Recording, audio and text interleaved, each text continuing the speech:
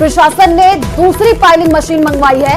Backup के तौर पर दूसरी मशीन मंगवा ली गई है। 200 फीट तक खुदाई करने में ये मशीन सक्षम रही है। दौसा में इसी मशीन से रेस्क्यू किया गया था। तो ये बड़ी जानकारी आपको दे रहे हैं। आपको बता दें कि 3 साल की मासूम बच्ची जो चेतना है अभी भी बोरवेल में फंसी हुई है। तमाम तरीके के प्रयास किए जा रहे हैं बच्ची को बाहर निकालने के लिए, लेकिन अभी तक सफलता हाथ नहीं लगी है। 3 तस्वीरें आपको टीवी स्क्रीन पर दिखा रहे हैं। पहली तस्वीर देखिए, ये परिजनों की तस्वीर है जिनका रो रो करके बुरा हाल है। सब्र जो है इनका टूटता जा रहा है और यही मांग की जा रही है इनके तरफ से कि जल्द से जल्द इनकी बच्ची चेतना को बाहर निकाला जाए। दूसरी तस्वीर आपको जो दिखा रहा है, आप देखिए, जो कैमरे से निगरानी बच्ची पर रखी जा रही है उसकी तस्वीर आपको दिखा रहा है। तीसरी तस्वीर, पाइलिंग मशीन मौके पर पहुंच चुकी है। बच्ची को निकालने के लिए तमाम तरीके की कोशिशें की जा रही हैं। 120 फीट पर जो है मासूम चेतना अभी भी अटकी हुई है। इसी खबर पर ज्यादा जानकारी के लिए संवाददाता हीरालाल हमारे साथ लाइव जुड़े हुए हैं, उन्हीं का रुख कर लेते हैं। हीरालाल, मौके से जरा तस्वीर दिखाइएगा। दूसरी पाइलिंग मशीन भी पहुंच चुकी है, किस हिसाब से रेस्क्यू किया जा रहा है?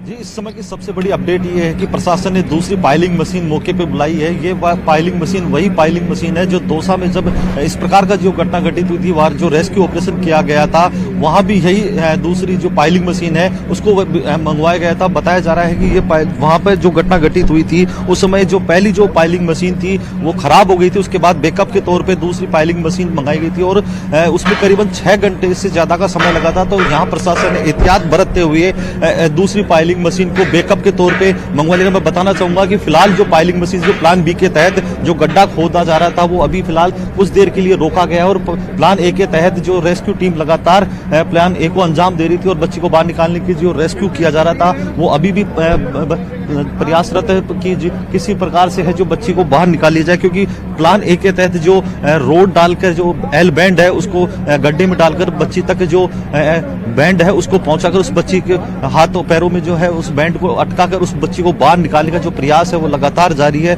लेकिन फिलहाल जो पाइलिंग मशीन दूसरी है उसको भी यहाँ बैकअप के तौर पे मंगा लेता है कि अगर पहली वाली मशीन में कोई टेक्निकल इश्यू आए तो समय का इंतजार ना करना पड़े, क्योंकि दौसा में जिस प्रकार का जो वाकया सामने आया था कि पहली वाली मशीन जब उसमें टेक्निकल इश्यू आने की वजह से वो खराब हो गई थी, तब दूसरी मशीन को बुलाया गया था। उसमें 6 से 7 घंटे का जो समय लगा था। यहाँ भी हालांकि कम से कम 53 घंटे से ज्यादा का समय बीत चुका है, लेकिन अभी भी बच्ची है जो बोरवेल में अटकी हुई है। हालांकि जो यहाँ पे बड़ी संख्या में ग्रामीण मौजूद हैं और जो उनका इंतजार बढ़ता जा रहा है। बच्चों जो बच्ची की माता पिता हैं उनका सब्र का बांध भी कहीं ना कहीं टूटता नजर आ रहा है, लेकिन उनकी उम्मीदें अभी बरकरार है। बिल्कुल हीरालाल, क्योंकि 53 घंटे से ज्यादा हो चुका है। परिजनों का भी रो रो करके बुरा हाल है। मौके से आप लगातार तस्वीरें दिखा रहे हैं, जरा बताइएगा, क्योंकि हमने देखा था कि कल तक जो है बच्ची का मूवमेंट देखने को मिला था, अभी क्या कोई मूवमेंट देखने को मिल रहा है? जी, मैं बताना चाहूंगा कि कल दोपहर के बाद बच्ची का मूवमेंट अचानक दिखना बंद हो गया था और आज भी प्रशासनिक अधिकारियों ने और जो रेस्क्यू टीम के अधिकारी हैं लगातार जो रेस्क्यू टीम के सदस्य हैं कैमरा डालकर बच्ची के मूवमेंट को देखने की कोशिश कर रहे हैं, जानने की कोशिश कर रहे हैं। लेकिन बताया जा रहा है कि कैमरा बच्ची के तक नहीं पहुंच पा रहा है, क्योंकि बोरवेल के गड्ढे में मिट्टी होने की वजह से मिट्टी उसके आसपास इकट्ठी हो गई है और मिट्टी तक होने की वजह से, क्योंकि मॉइस्चर है कैमरे में, बार बार वो मिट्टी है जो नमी है वो कैमरे की स्क्रीन पे आ रहा है। इस वजह से बच्ची तक वो कैमरा नहीं पहुंच पा रहा है, जिस वजह से जो बच्चे की जो मूवमेंट है उसके बारे में कोई जानकारी नहीं मिल पा रही है। फिलहाल जो एल बैंड टेक्निक है, जिसको जुगाड़ू टेक्निक जो स्थानीय स्तर पे जो लोग अमूनन करते हैं, वही टेक्निक जो दौसा में अपनाई गई थी। आमतौर पर जब भी इस प्रकार की घटना होती है तो एल बैंड वाली जो जुगाड़ू जो टेक्निक है उसी के जरिए आज यहाँ ये रेस्क्यू ऑपरेशन पिछले 53 घंटों से लगातार जारी है। बिल्कुल हीरालाल, वहां पर जो अधिकारी हैं उनसे भी जरा बातचीत करने की कोशिश कीजिएगा, क्योंकि तमाम कोशिशें की जा रही है, देसी जुगाड़ नुस्खा अपनाया जा रहा है कि जल्द से जल्द बच्ची को निकाल लिया जाए। अधिकारी हैं क्या वहां पर, कोई पूछे किस हिसाब से रेस्क्यू तेज किया जा रहा है?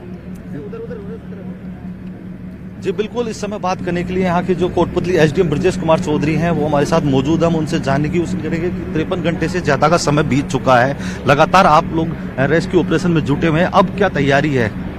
नहीं, बिल्कुल लगातार रेस्क्यू ऑपरेशन है जो अपना कंटिन्यू है।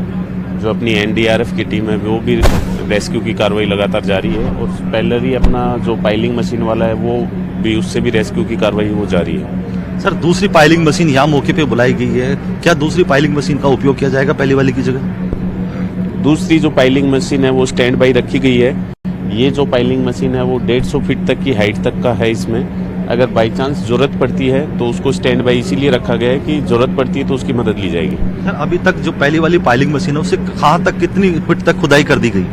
अभी सुबह ही इसमें पाइलिंग मशीन का काम है वो शुरू कर दिया गया था, लेकिन कच्ची मिट्टी होने के कारण यहाँ पे लाइनर की व्यवस्था करवाई गई है। अभी लाइनर हो गए हैं तो अभी 30 से 35 फीट तक की जो डिगिंग है वो हो चुकी है। सर प्लान ए एग्जीक्यूट लगातार किया जा रहा है। संभावना यही जताई जा रही थी कि जो बच्ची का हाथ है जो रिंग में फंस भी चुका है और उस रिंग के जरिए उस बच्ची को बाहर निकाल लिया जाएगा। अब क्या स्थिति है? जी बिल्कुल, जो प्लान ए है अपना जो एनडीआरएफ टीम एग्जीक्यूट कर रही है उस पे कंटिन्यू है। अभी होप सो उससे भी रिजल्ट आ जाए, नहीं तो अपन पहले भी पाइलिंग मशीन वाला ऑपरेशन है वो कंटिन्यू है। Thank you. जी बिल्कुल, ये एसडीएम थे जिनका कहना है कि जो प्लान ए है एग्जीक्यूट लगातार किया जा रहा है। बच्ची का मूवमेंट देखने का प्रयास किया जा रहा है। जो दूसरी मशीन पाइलिंग मशीन है उसको बैकअप के तौर पे यहाँ मंगवाया गया है। जो पहली वाली मशीन है उसकी जो खुदाई की जो क्षमता 150 फीट के करीबन बताई जा रही है। दूसरी जो मशीन यहाँ मंगवाई गई है उसकी 200 फीट की जो खुदाई क्षमता है वो लगातार जो यहाँ मंगवाई गई है। क्योंकि दौसा में जिस प्रकार की स्थिति है तो प्रशासन नहीं चाहता कि वो स्थिति यहाँ भी उत्पन्न हो, लेकिन बैकअप के तौर पर उस मशीन को यहाँ बुलवाया गया है। जी हीरालाल, क्योंकि गीली मिट्टी की वजह से काफी परेशानियां भी हो रही हैं, तमाम तकनीकों का इस्तेमाल भी किया जा रहा है कि